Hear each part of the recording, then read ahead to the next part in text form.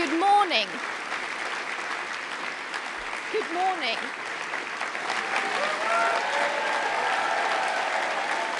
Good morning. And thank you.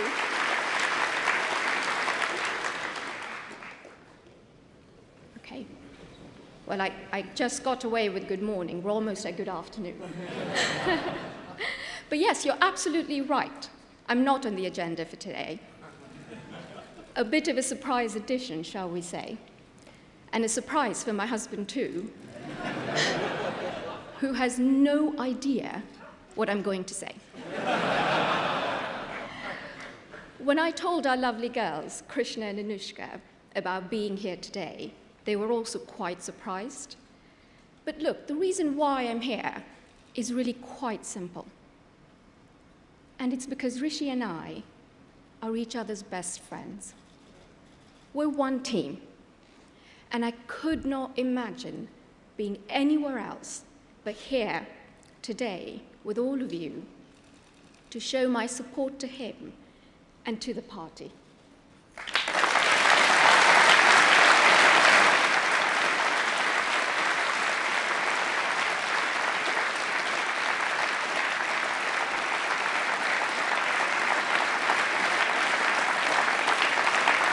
Now, as you'd expect, there's been a lot about Rishi in the media, about who he is, what he likes, what he doesn't like, what motivates him, and so forth. Now, some of it is accurate. I'm afraid he does love a good rom-com. The cheesier, the better even. And some of it is not so true. So you'll be relieved to hear that episodes of Emily in Paris are not informing his outlook on the EU. But in all seriousness, though, as we gather here today to look to the future of the UK, I'm so grateful to have this chance to talk to all of you about the man who is leading us there. Now, let me start with one word that sums up my husband, and that is aspiration. Aspiration runs through his DNA like it does this party's. Aspiration is what drove his family many years ago to move to the UK. And aspiration is what drives Rishi to build for a better country and a better life for all our young people to look forward to. Rishi and I met when we were 24, when we were both studying abroad in America. Right from the very beginning, I was struck by two things about him. No, not his smart suits or his love for hoodies. He actually didn't own either back then. But two much more important things. His deep love for his home, the United Kingdom, and his sincere desire to ensure as many people as possible have a chance to have the opportunities he was lucky enough to have had. It completely energized him. At the time, I wondered if this passion was just youthful optimism. Today, I'm not sure youthful optimism is a term you can still use about a man in his 40s. But Rishi's energy and passion for the future of this country are as strong as ever. That is why he has been a lifelong conservative. That is why he entered politics almost a decade ago. And that is why it is the greatest honor imaginable for him to be Prime Minister, leading the country and the party he loves.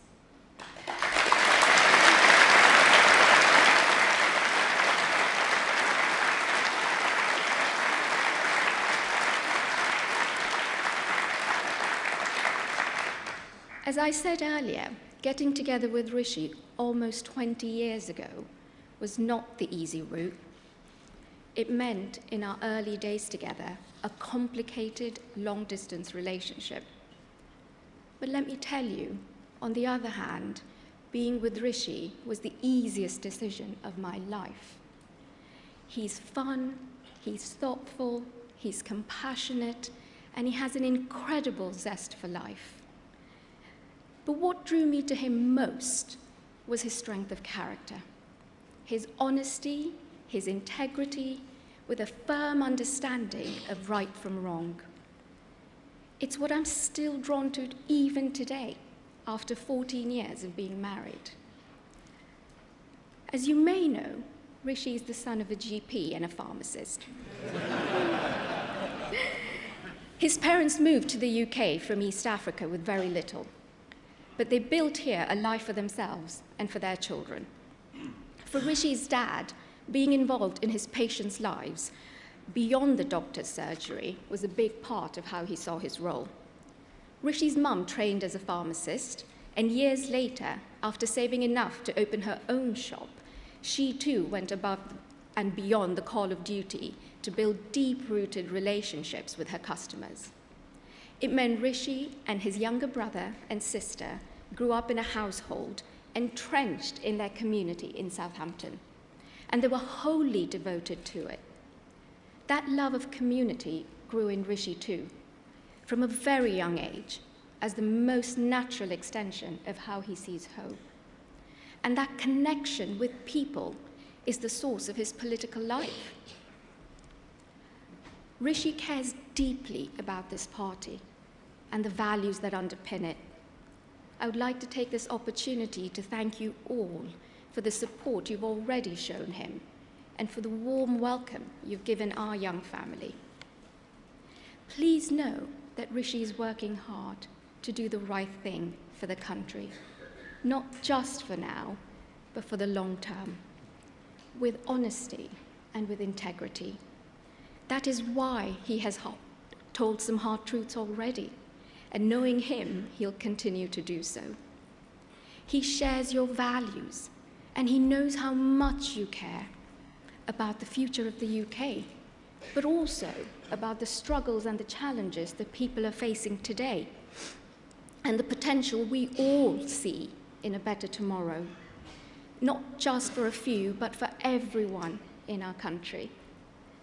Just as with our girls, he wants the next generation to grow up in a country that offers them opportunity and hope, a country that helps them build rock-solid foundations, with a deep respect for hard work and the confidence to fulfill their potential, and a love for community in all its forms.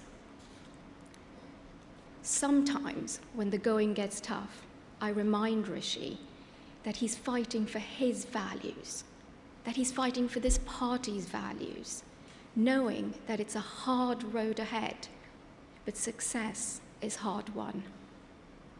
Rishi, you know this. You know that doing the right thing for the long term, even when it's hard, is the right thing to do. And I hope you also know how proud you make our girls and me every single day.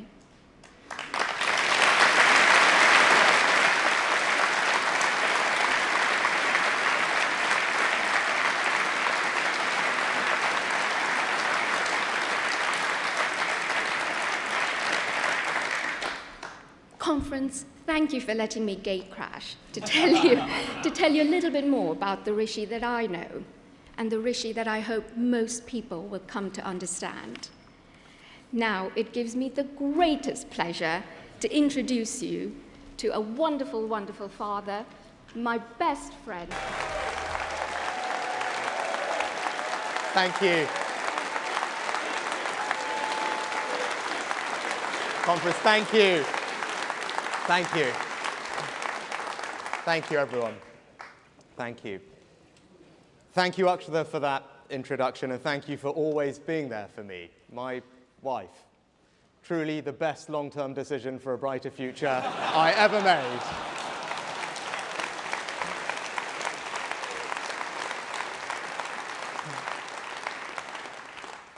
I've been blessed in my life. I have a wonderful wife and 2 daughters who make me proud every single day. And I was also lucky enough to grow up in the most loving of homes. My dad was a GP and my mum a pharmacist. You did need a smaller mention of the last summer, I know. Now, in so many ways, I wouldn't be standing here before you today without them. My mum and dad were and are my inspiration. Thank you, Mum. Thank you, Dad.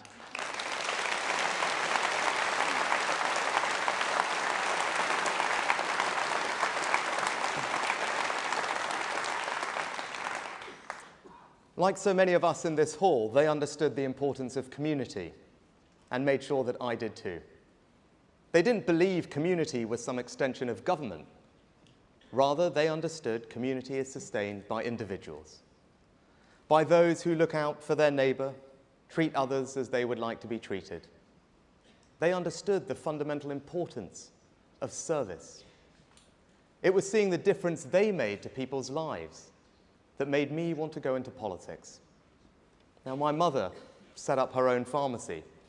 It was a proper family business. We all chipped in.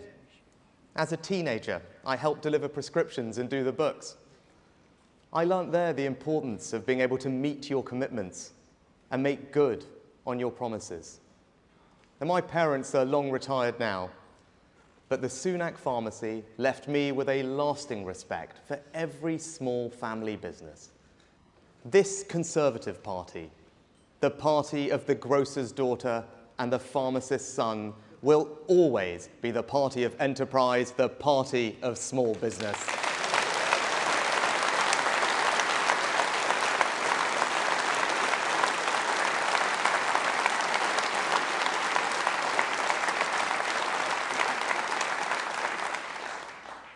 I've been Prime Minister for almost a year now, and we have done good things in that time.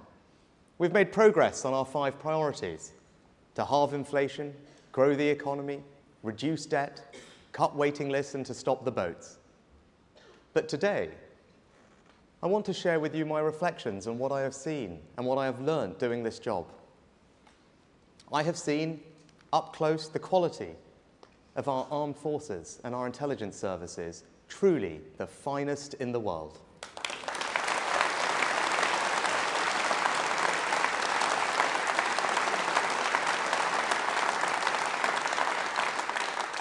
The debt of gratitude we owe them is why we are making this the best place to be a veteran. And I know we will deliver, because we have a Minister for Veteran Affairs sitting in Cabinet. Johnny served in Afghanistan. This is personal for him. He stood with his fellow soldiers in battle, and now he is ensuring that it is this Conservative government making our country fit for our heroes.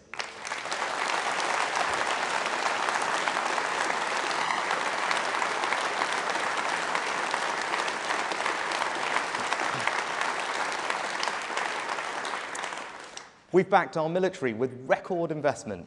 Working with Ben, a great defence secretary, we put the defence budget on a sustainable footing. And now Grant will ensure that our advanced AUKUS submarine alliance with Australia and the United States keeps the world safe for decades to come and creates jobs here at home.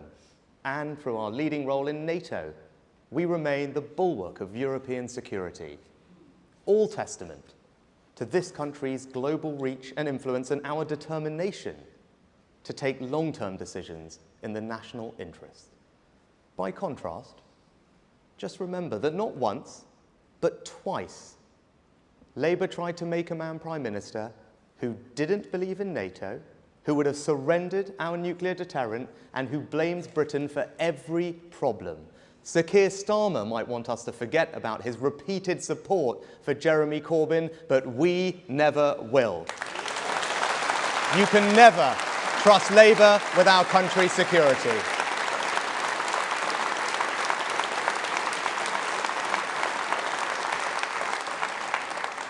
I'm proud to say we've also led the world in providing support to Ukraine. We were the first country to send Western battle tanks to Kyiv. Now more than 10 others have followed. We were the first country to send long-range weapons to Kyiv. Now France and the United States have followed. We were the first country to agree to train Ukrainian pilots. Now more than a dozen others have followed. I say this to our allies. If we give President Zelensky the tools, the Ukrainians will finish the job. Slava Ukraini!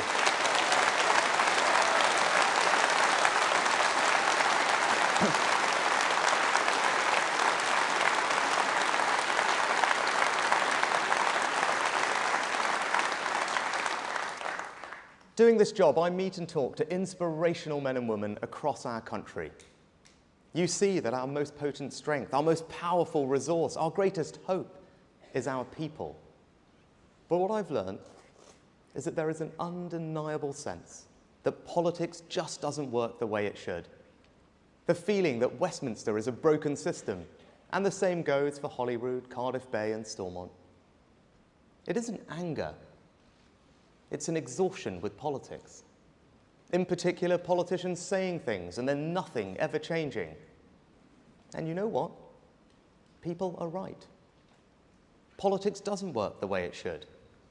We've had 30 years of a political system which incentivizes the easy decision, not the right one. 30 years of vested interests standing in the way of change. 30 years of rhetorical ambition which achieves little more than a short-term headline. And why? Because our political system is too focused on short-term advantage, not long-term success. Politicians spent more time campaigning for change than actually delivering it. It doesn't have to be this way. I won't be this way. Conference, our mission is to fundamentally change our country.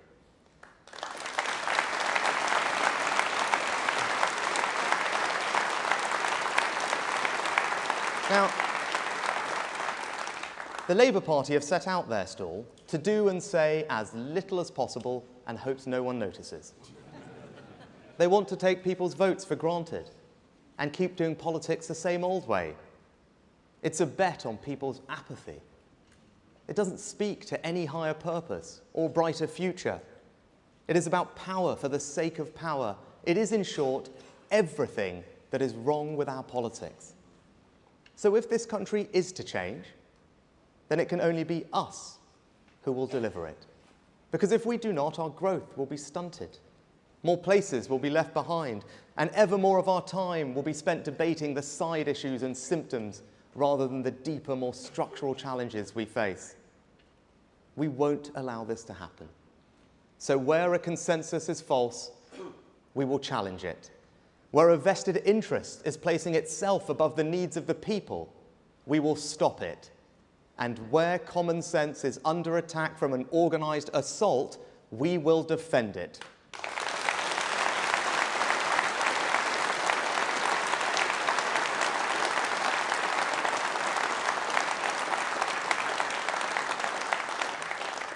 Today, I will set out how we will achieve this, beginning with a set of long-term decisions to build a brighter future for our children and to fundamentally change our country. And Conference, you can already see my approach in the course I charted on net zero. And we Conservatives love our natural world. We are determined to be good stewards of it. In my own constituency, it is the beauty of the North York Moors and Swaledale and Wensleydale that makes the place home. We Conservatives also value frankness and consent. We believe that politicians have a duty to treat household budgets with respect and that change only endures if we bring people with us. As you could tell by the reaction to my decision to chart a new course to net zero, it was not the easiest argument to have. But when I looked at the reality of what people were being asked to do, the thousands of pounds people would need to pay, all of that disproportionately falling on the poorest in society, by the way, and all of it not actually necessary in those time frames to meet our net zero targets, and in spite of us doing more than any other country, I concluded it simply wasn't right. So I decided to take a pragmatic, proportionate, and realistic approach to reaching net zero. And I won't take any lectures from other countries that have done far less than us, or from those for whom spending thousands of pounds means nothing. Change is difficult, particularly for those who disagree. But remember this, we will still meet our international obligations. We will still meet our domestic targets, and we will still get to net zero by 2050. We have solved a problem and offered an unapologetic defence of good Conservative common sense.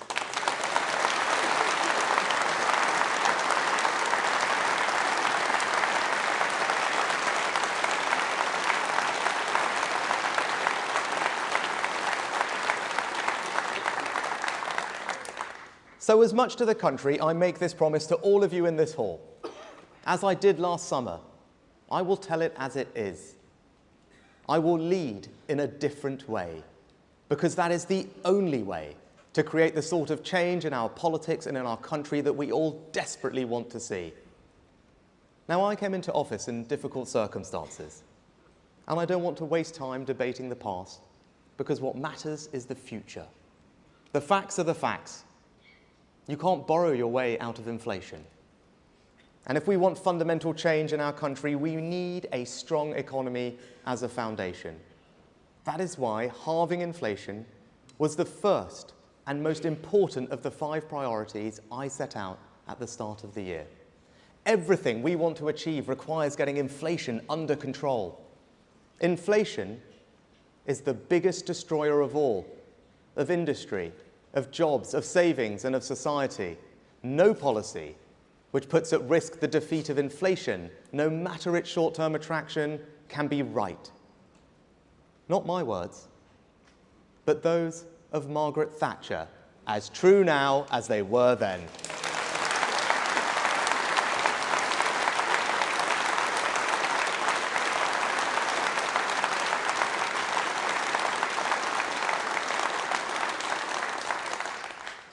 I know you want tax cuts. I want them too, and we will deliver them. But the best tax cut we can give people right now is to halve inflation and ease the cost of living.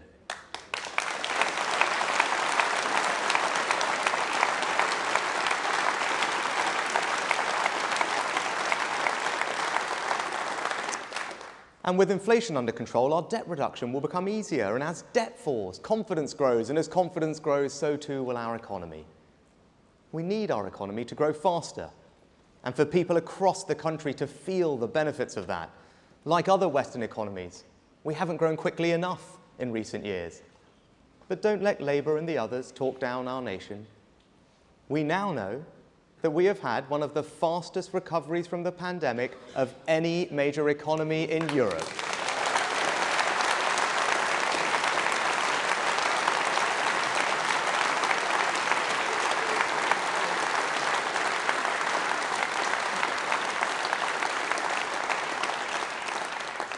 Since leaving the single market, we've grown faster than France and Germany, not despite Brexit, because of Brexit.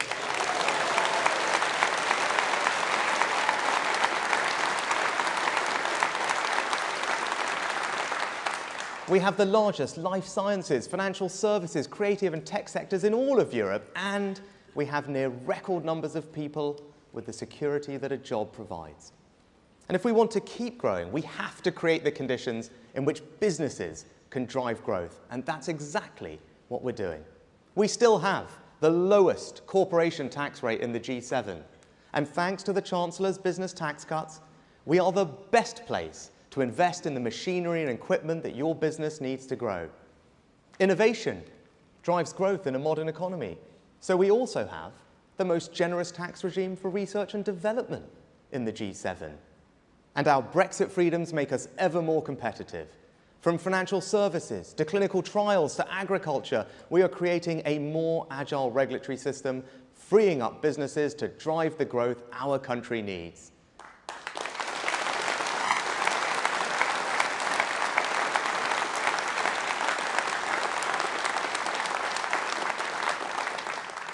The fact we control our own trade policy now is why we can be the first European country to join the £11 trillion Pacific Trade Pact, linking us to the fastest growing region in the world and opening up new markets for our farmers and great British products.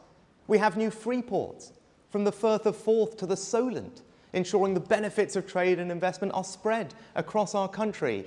And thank you, Kemi, for cutting away Brussels red tape and saving small businesses £1 billion a year.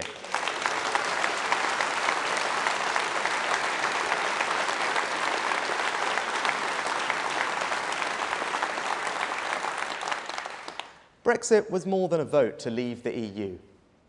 It was a vote to change, to become something more. It was a statement of our belief that Britain could begin a new story, one which reached all parts of our country and everyone in it.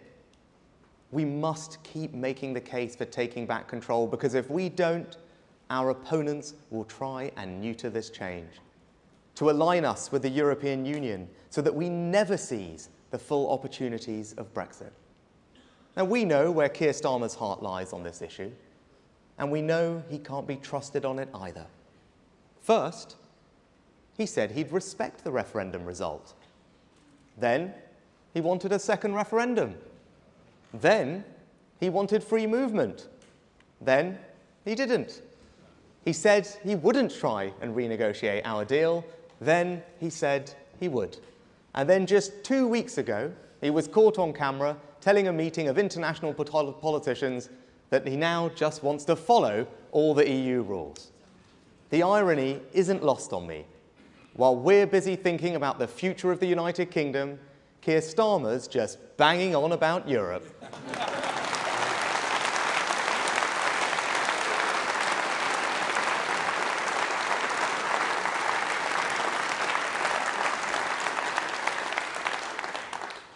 You just cannot know what you're going to get with him. The only thing that is certain is that it won't be what he's promising you.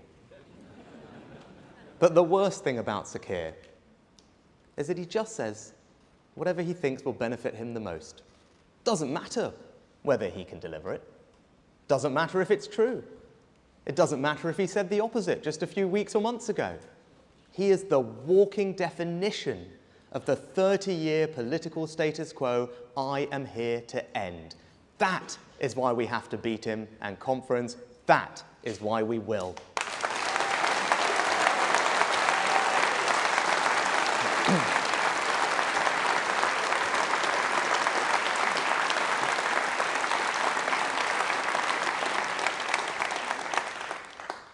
Now, if we are to create change and drive growth across our country, then we must get our infrastructure right. A false consensus has taken root that all that matters are links between our big conurbations. This consensus said that our national economic regeneration should be driven by cities at the exclusion of everywhere else. It said that the most important connections those cities could have was to London and not anywhere else. And it said that the only links that mattered were north to south, not east to west. What we really need, though, is better transport connections in the north. A new network north that will join up our great towns and cities in the North and Midlands. I wanted to come here to Manchester today to say that this will be our priority, our focus, our project. HS2 is the ultimate example of the old consensus. The result is a project whose costs have more than doubled, which has been repeatedly delayed, and it is not scheduled to reach here in Manchester for almost 2 decades, and for which the economic case has massively been weakened with the changes to business travel post-COVID. I say to those who backed the project in the first place, the facts have changed, and the right thing to do when the facts change is to have the courage to change direction.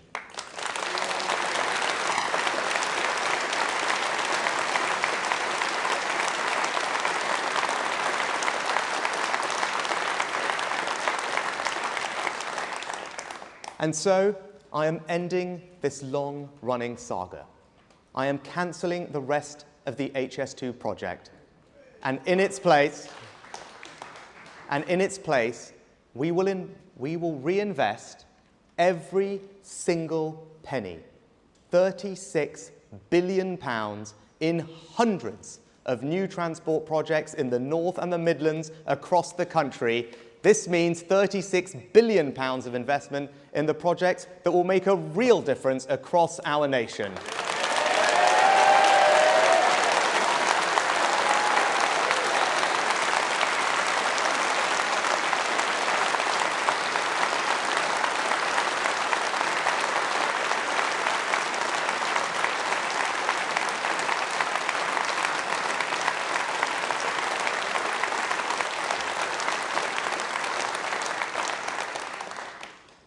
As a result of the decision we are taking today, every region outside of London will receive the same or more government investment than they would have done under HS2, with quicker results.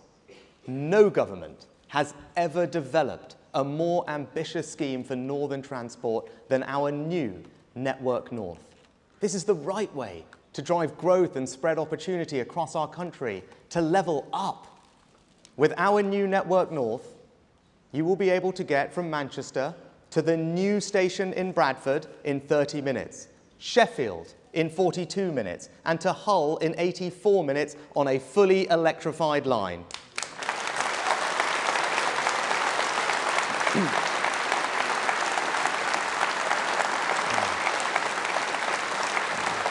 All right. Don't worry, there's more. We'll protect the £12 billion to link up Manchester and Liverpool as planned, and we'll engage with local leaders on how best to deliver that scheme. We'll build the Midlands Rail Hub, connecting 50 different stations. We'll help Andy Street extend the West Midlands Metro. We'll build the Leeds Tram. We'll electrify the North Wales Main Line, upgrade the A1, the A2, the A5, the M6. We'll connect...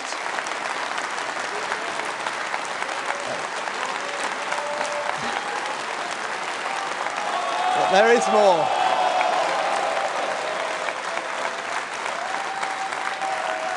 There's lots more. We'll connect our union with the A75, boosting links between Scotland and Northern Ireland. We will fund the Shipley Bypass, the Blythe Relief Road, and deliver 70 other road schemes. We will resurface roads across the country. We'll bring back the Don Valley Line. We will upgrade the Energy Coastline between Carlisle, Workington and Barrow. Build hundreds of other schemes and keep the £2 bus fare across the whole country.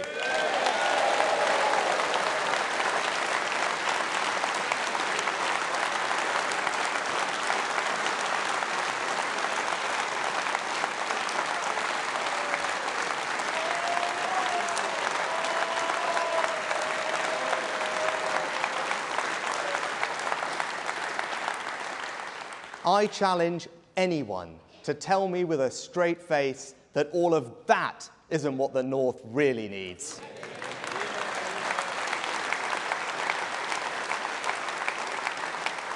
Our plan will drive far more growth and opportunity here in the North than a faster train to London ever would. As John Stevenson and Ben Houchen have long argued, East-West links are more important than North-South ones. Now, given how far along construction is, we will complete the line from Birmingham to Euston. And yes, HS2 trains will still run here to Manchester, and journey times will be cut between Manchester, Birmingham and London by 30 minutes. And I say this to Andy Street, a man I have huge admiration and respect for. I know we have different views on HS2, but I also know we can work together to ensure a faster, stronger spine, quicker trains and more capacity between Birmingham and Manchester.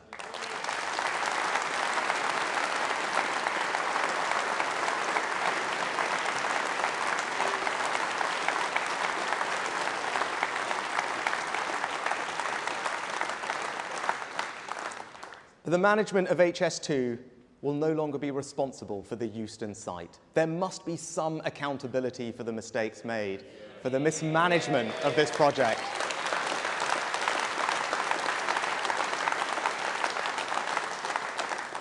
We will instead create a new Euston development zone, building thousands of new homes for the next generation of homeowners, new business opportunities, and a station that delivers the capacity we need. And in doing so, for the first time in the life cycle of this project, we will have cut costs.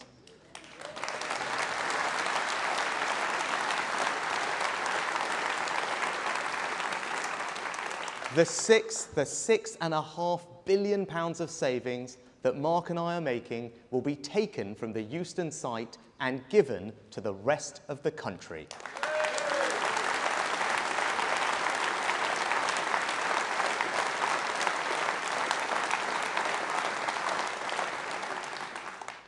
Now, the decision I have made and the stance I am taking will be attacked.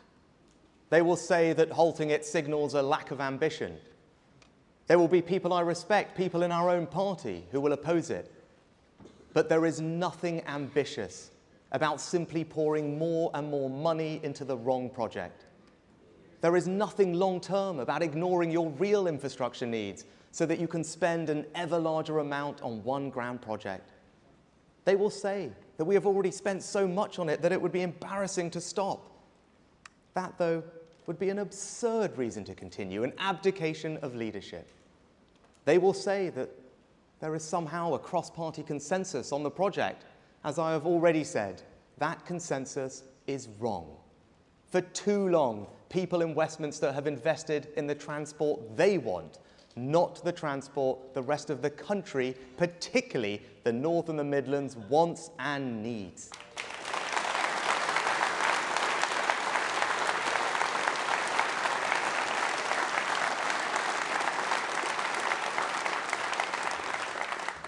And to those who disagree, who will focus on what I have stopped, I ask you to consider what we have just created with Network North, an alternative which, in place of one delayed and overrunning project, will now begin hundreds upon hundreds of new projects, large and small, road and rail, bus and train, covering the whole country, that will be delivered faster, that will see every region receiving more investment than they would have done. You can't have both. So those who wish to disagree with me, I respect that.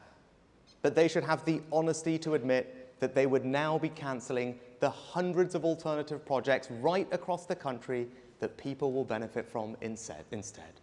Conference, I think our plan is simply a better long-term investment of £36 billion of taxpayers' money.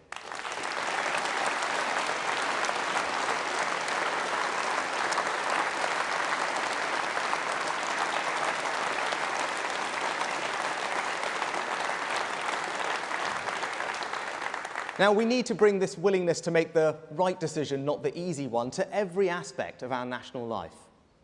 The NHS is important to us all. It is the birthright of every person in this country. It was the NHS and social care staff who worked night and day to get us through the pandemic. Now, our commitment to the principle of an NHS free at the point of use is immovable.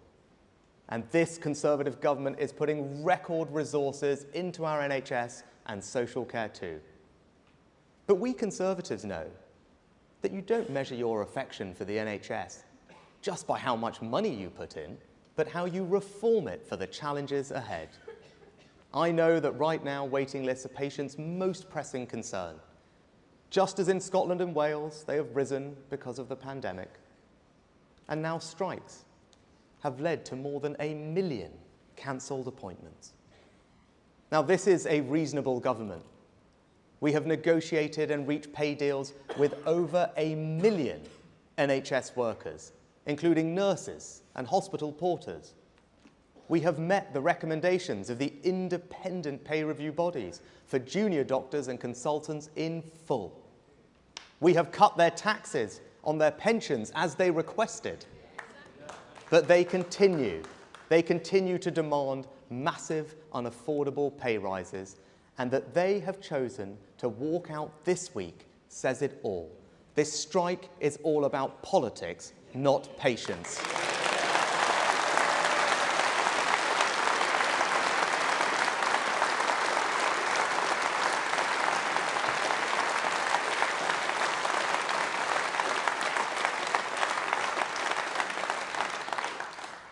These strikes are not in the spirit of the NHS.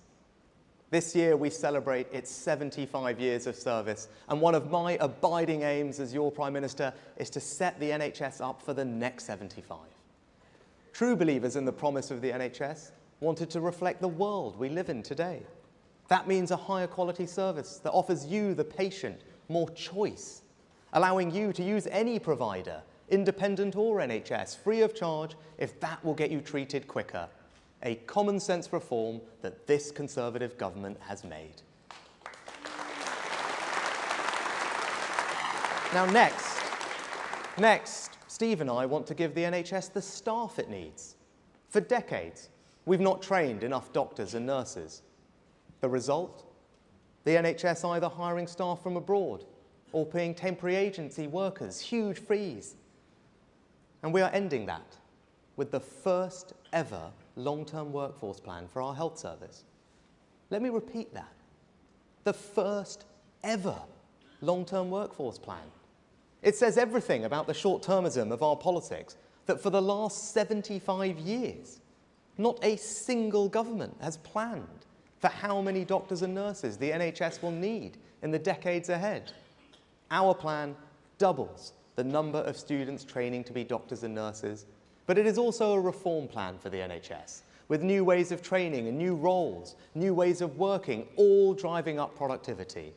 Now, I know vested interests will oppose some of these measures, but we Conservatives must do the right thing and make the changes that will enable the NHS to work as productively as the best healthcare systems anywhere in the world.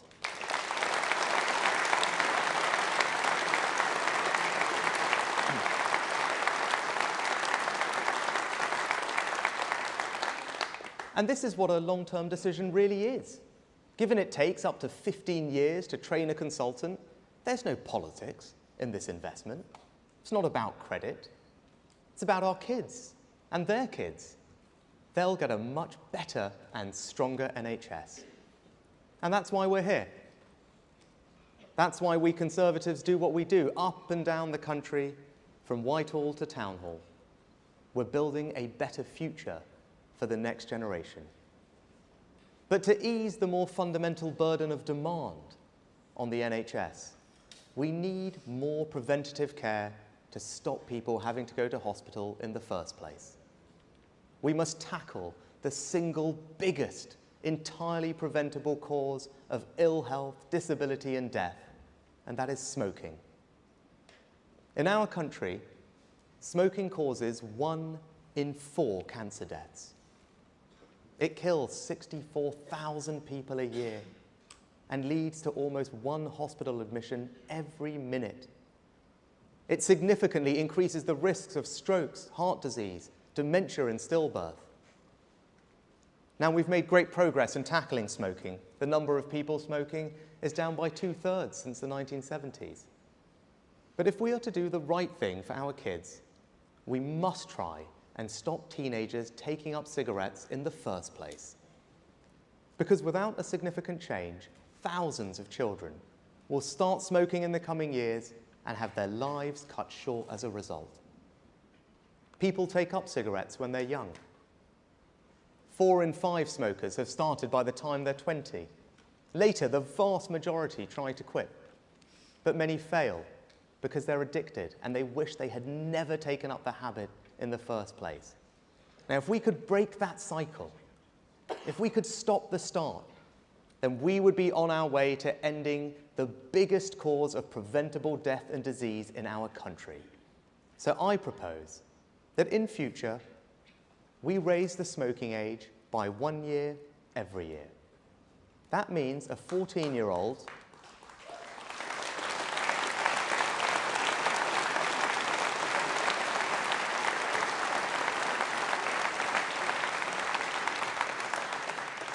That means a 14-year-old today will never legally be sold a cigarette, and that they and their generation can grow up smoke-free.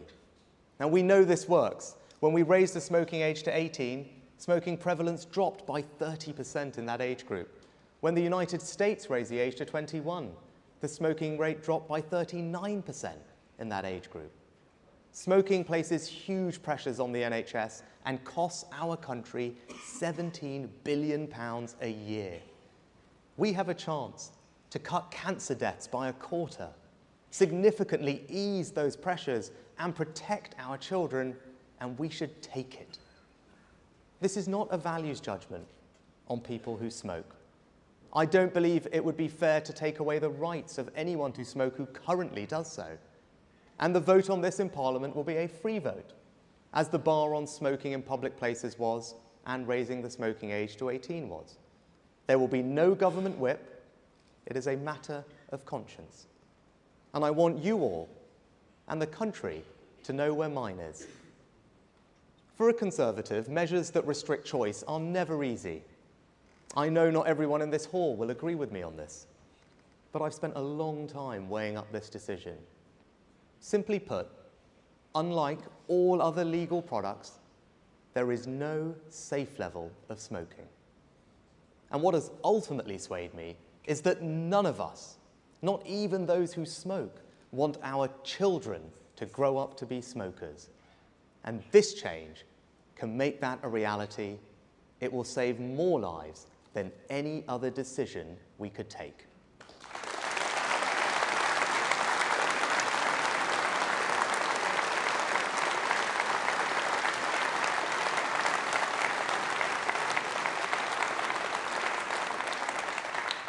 And as any parent or teacher knows, one of the most worrying trends right now is the rise in vaping amongst children. 1 in 5 children have used vapes. We must act before it becomes endemic. So we will also bring forward measures to restrict the availability of vapes to our children, looking at flavours, packaging, displays, and disposable vapes. Now, as Prime Minister, I have an obligation to do what I think is the right thing for our country in the long term. And as Conservatives, we have never shirked that responsibility. We have always been at the front of society, leading it. And when we have the tools at our disposal to deal with the biggest cause of preventable illness and death in our country, to cut cancer deaths by a quarter, to significantly reduce long-term pressure on our NHS, and to do for our children what we all in our heart of hearts know is right, we must act, we must lead. Conference, we must put the next generation first, and that is what I will do.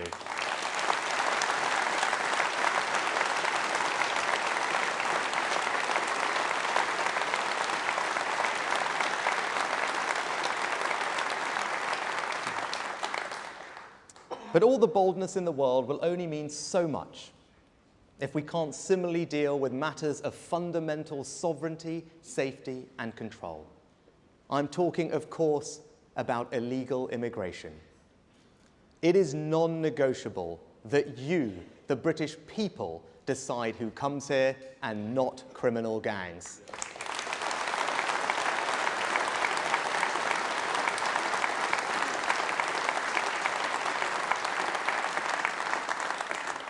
Those gangs ply a trade that leads to innocent people dying. We have a moral duty to defeat this evil, and we will. Now, I've never pretended that stopping the boats will be easy. At the time I committed the government to delivering that goal, the consensus was simple. There was nothing we could do about it. They pointed to 4 years of growing crossings and said impossible. Well, conference, they were wrong. It is not impossible, and we are proving it. Small boat crossings are, for the first time since the phenomenon began, down 20% this year.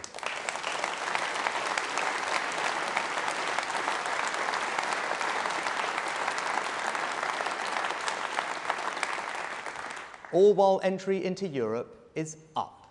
We are by no means where we want to be, but don't let anyone tell you we aren't making progress. We are, and we will get there. Our new law will ensure that if you come here illegally, you will be detained and swiftly removed. Now, I am confident that once flights start going regularly to Rwanda, the boats will stop coming. Just look at how our returns agreement with Albania has seen the numbers coming from there fall by 90%. I am confident that our approach complies with our international obligations. But know this, I will do whatever is necessary to stop the boats.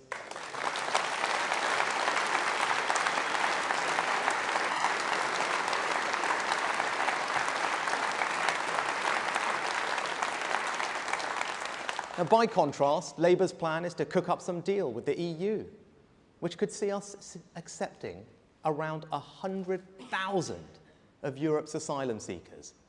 If your answer to illegal migration is to increase it, you clearly just don't get it, and that is why we have to stop them.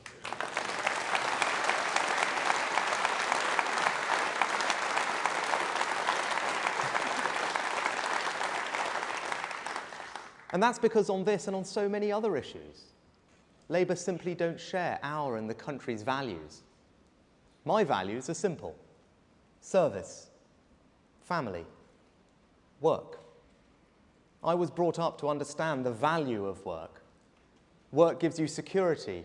Work gives you purpose. When the pandemic hit, we were faced with the prospect of 12 million people losing that security, that purpose, overnight. And once you're out of work, it can be hard to get back in. I wasn't prepared to cast 12 million people into that darkness. I'm proud that furlough not only prevented this, but helped ensure our economy recovered more strongly from the pandemic than France, Germany, and Japan. Never forget the scale of what we did for so many. In 6 weeks, we did something that had never been done before, from scratch. I was told it wasn't possible, that it wouldn't work, but I got it done. Furlough was compassionate conservatism in action.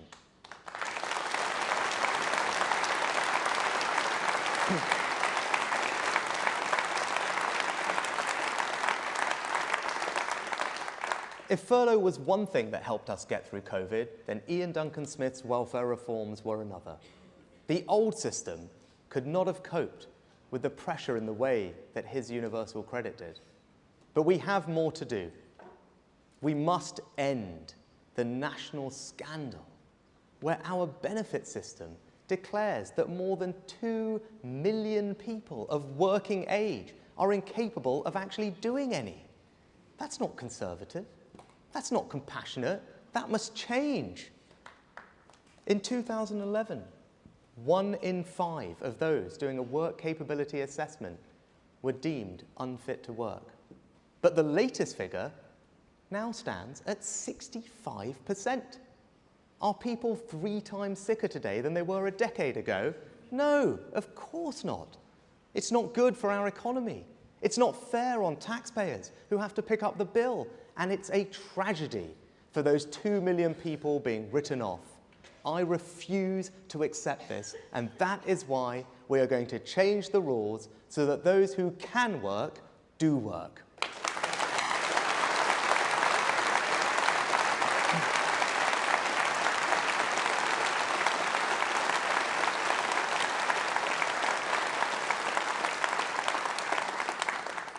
Your values and your priorities should be expressed in everything the public sector does. Too often, it is not. In too many parts of our permanent state, virtue signalling has replaced common sense. As Suella has said, there is no such thing as a minor crime. If the police tolerate crime and antisocial behaviour in any form, we'll have more crime of all sorts. So that's why we now have record numbers of police officers. And every crime should be investigated. Our streets will be safer, our communities more secure. No one should be afraid to walk home alone at night.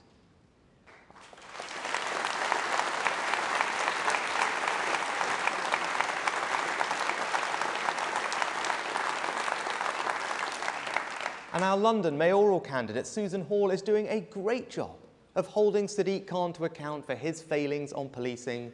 Londoners, you will be safer with Susan.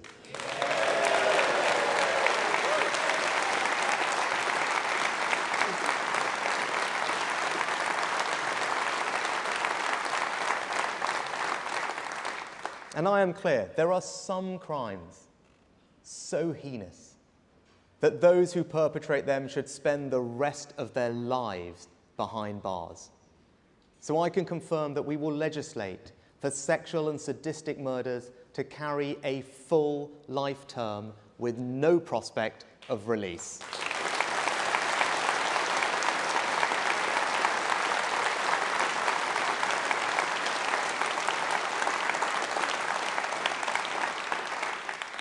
We are going to change this country, and that means life means life. Now, that shouldn't be a controversial position. The vast majority of hard-working people agree with it. And it also shouldn't be controversial for parents to know what their children are being taught in school about relationships. Patients should know when hospitals are talking about men or women. And we shouldn't get bullied.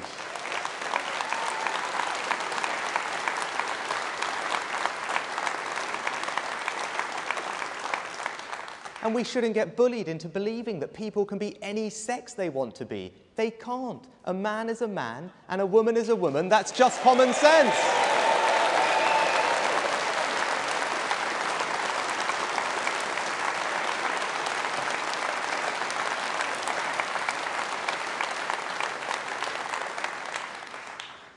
We should also never be afraid to talk about the thing that matters most to most of us, family. Whenever you want to talk about family, someone whispers, "Is that wise, Prime Minister?" You'll be accused of promoting a one-size-fits-all view. But in this Conservative Party, the party that legislated for same-sex marriage and is investing record amounts in childcare, we know that what matters is that love cascades down the generations.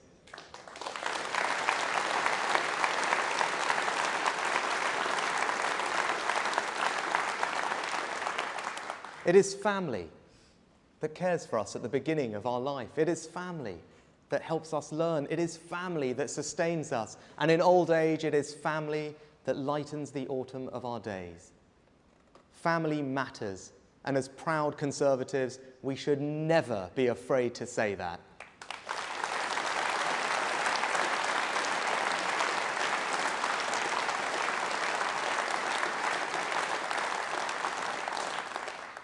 And there's another family that matters to us all, our family of nations, England, Scotland, Wales, and Northern Ireland.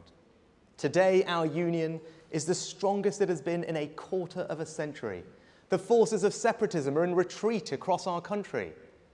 Nicola Sturgeon wanted to go down in the history books as the woman who broke up our country, but it now looks like she may go down for very different reasons.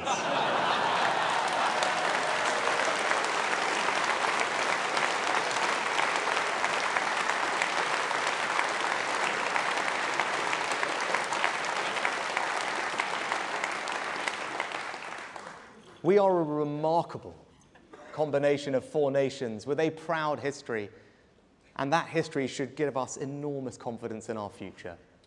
My grandparents didn't emigrate to just Leicester or Southampton, but to the United Kingdom. They came here because our country stands for a set of values. We are the home of fair play, the best of British. We are the place for those who want to add to our national story. The United Kingdom has done a huge amount for my family. I often think about how different our lives would be if my grandparents had not left India and East Africa all those years ago. I owe our country everything.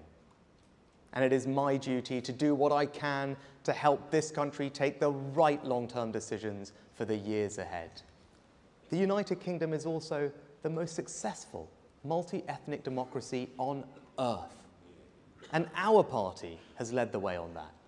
We had the first ethnic minority Prime Minister when Queen Victoria was still on the throne.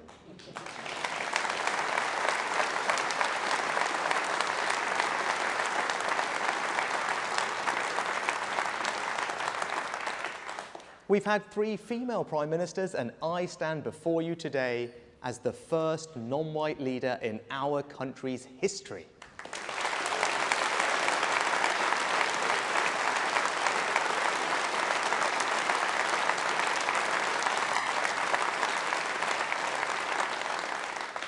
Meanwhile, Labour's last 3 leaders all live within the same square mile of North London.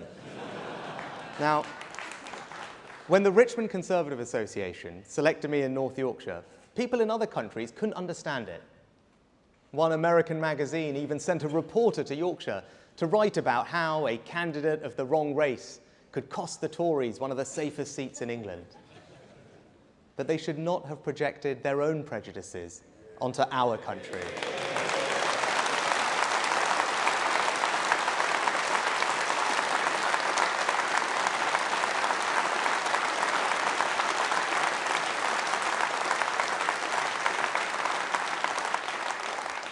The people of North Yorkshire were not interested in my colour, but my character.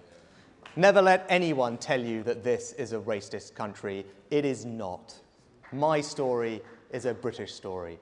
A story about how a family can go from arriving here with little to Downing Street in 3 generations. What does the Conservative Party offer a family of immigrants?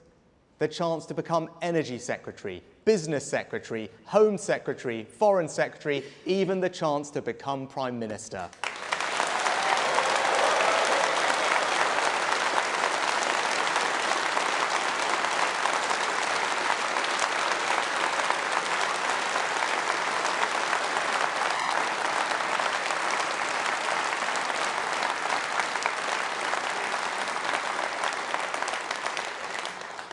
When I first became an MP, my grandfather came to Parliament to see me. As we stood in Westminster Hall, on that floor which Disraeli and Churchill had walked across so many times, my grandfather suddenly got out his mobile phone and started to make a quick call. I was a new MP and I wasn't quite sure whether phones were allowed there or not. And I said, Nanaji, can't you just wait a moment? And he replied that he was calling the landlady he had when he had first arrived in this country. He said to me, I just wanted to tell her where I was standing. Now, I am proud to be the first British Asian Prime Minister, but you know what? I'm even prouder that it's just not a big deal.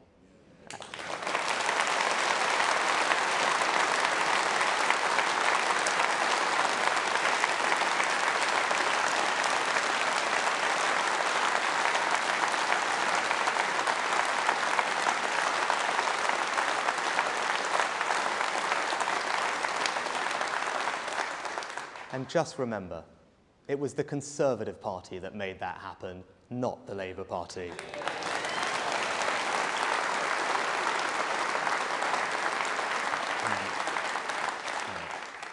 Now, if we want to change the direction of our country and to build a better future, nothing is more important than making our education system the best it can be. When our party came to power in 2010, our schools were slipping down international league tables. Now, they are rapidly rising. Of what we have done in government since 2010, what I am proudest of is our record on education. With Michael and Nick Gibb, we took on a failed ideology. We brought back proper knowledge. We empowered reformers. We gave parents more choice and helped them hold schools to account. But perhaps the most profound thing we have done is to disprove the idea that there is something predestined about who will succeed and who won't. We have state schools in some of the most deprived parts of the country producing some of the best results. These schools, empowered by reform, don't think that there are limits to these children because of the postcode they were born in. Rather, they demand, inspire, and deliver excellence. A Labour government would never have done this. Rather, Labour pursued the false dream of 50% of children going to university and abandoned apprenticeships. This assumption that the only route to success was the university route was one of the great mistakes of the last 30 years.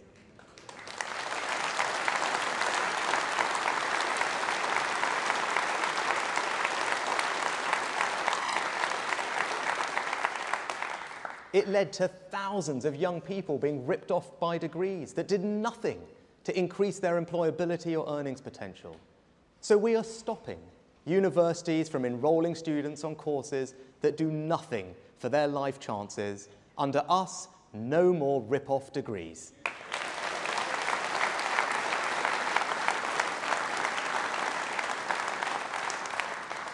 And if you want to know how much I value apprenticeships, look at the fact that in Gillian, we have our first ever apprentice to be Education Secretary.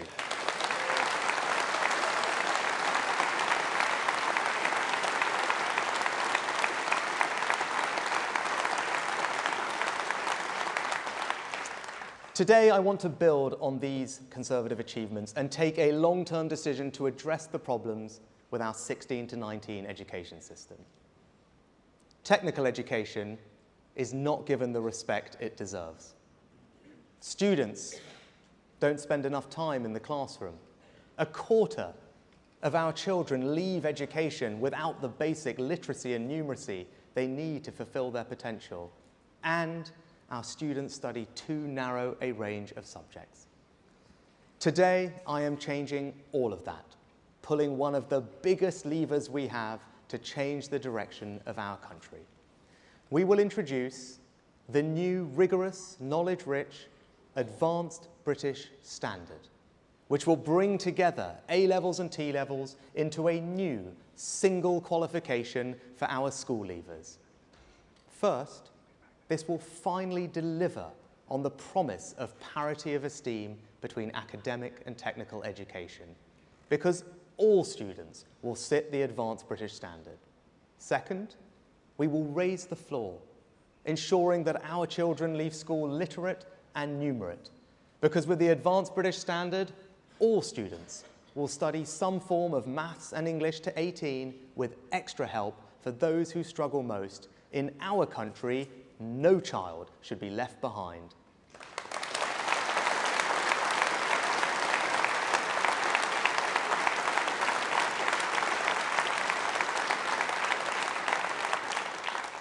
Third, our 16 to 19-year-olds spend around a third less time in the classroom than some of our competitors. We must change this. So with our advanced British standard, students will spend at least 195 hours more with a teacher. And fourth, A-level students generally only do 3 subjects compared to the 7 studied by our economic competitors. The advanced British standard will change that too, with students now typically studying 5 subjects, and thanks to the extra teaching time that we are introducing, the greater breadth won't come at the expense of depth, which is such a strength of our system. Now, our new plan will require more teachers in the coming years. So I can announce today that in order to attract and retain more teachers, those who teach key subjects in schools and for the first time in our further education colleges too, will receive special bonuses of up to £30,000 tax-free over the first 5 years of their career. Our teachers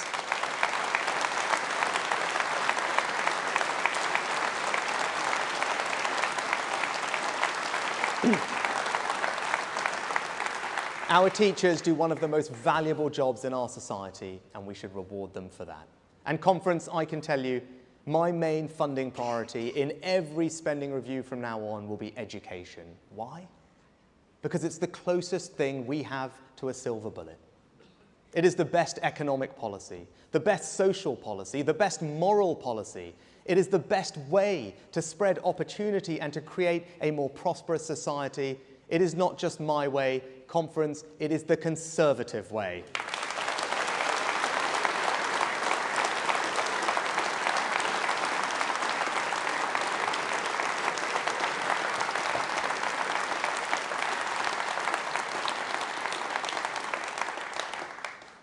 I know times have been tough.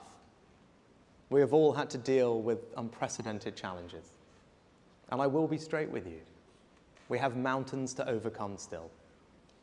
But today we have made 3 huge decisions to change the direction of our country.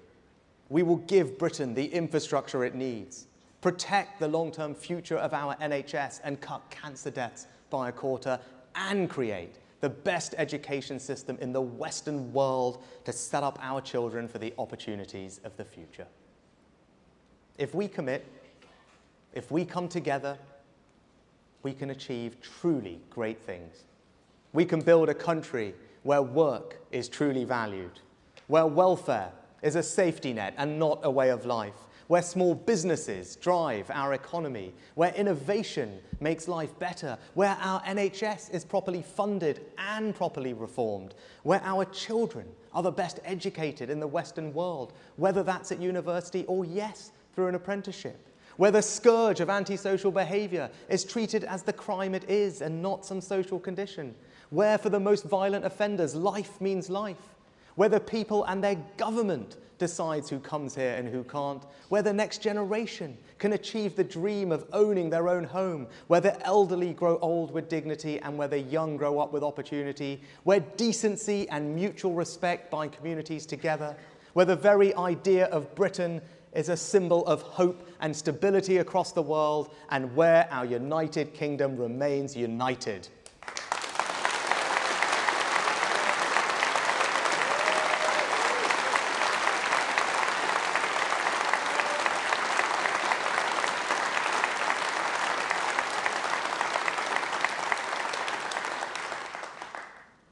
this and more is ours if we want it, but we have to fight for it.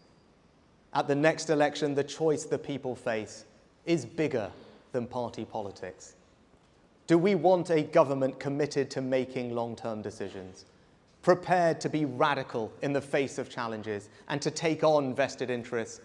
Or do we want to stand still and quietly accept more of the same? You either think this country needs to change or you don't. And if you do, you should stand with me and every person in this hall. You should stand with the Conservatives.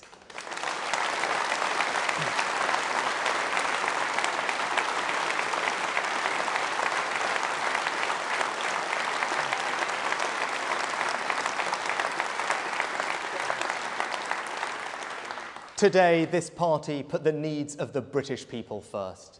We've taken the decision many should have done, but didn't. We've ended the HS2 drama and in its place will embark on a full-scale national reinvestment in the infrastructure people actually use and want and the skilled workforce who will build it. And no more hiding. No more pretending in the face of overwhelming evidence. Too many sons and daughters, fathers and mothers are lost to lung cancer, heart disease, dementia, stillbirth, and we can change that. Today, we went beyond ideology and put the people first again and committed ourselves to ensure our children and grandchildren can be the first generation that doesn't have to suffer the false choice to quit smoking or not because they will never have started. Today, we set a course for our education system that will set our children up for the opportunities of the future. No more rip-off degrees, no more low aspiration, no more denigration of technical education, just the best education system in the Western world. We will be bold, we will be radical, we will face resistance, and we will meet it. We will give the country what it so sorely needs and yet too often has been denied. A government prepared to make long-term decisions so that we can build a brighter future for everyone. Be in no doubt, it is time for a change, and we are it. Thank you.